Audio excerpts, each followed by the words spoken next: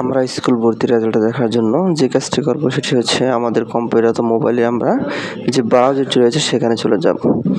তো আমি ভিডিও বেশি লং করবো না, আমি অল্প দেখাচ্ছি। এখানে আমার ক্রমে চলে এসেছি।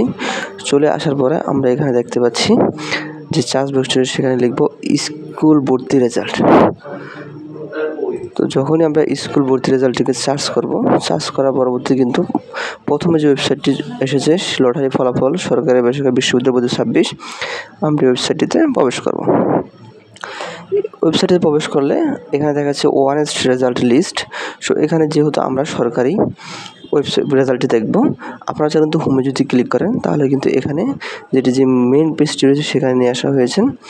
তো এখানে দেখাচ্ছে ফলাফল অনুসন্ধান সরকারি, ফলাফল অনুসন্ধান বেসরকারি।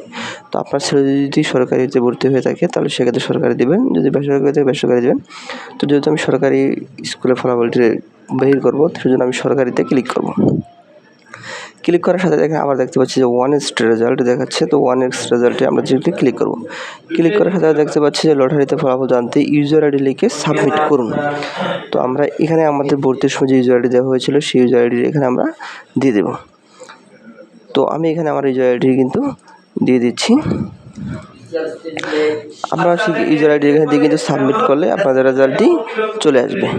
তো বিষয়টি বুঝতে পেরেছেন, অসংখ্য ধন্যবাদ সাথে থাকার জন্য।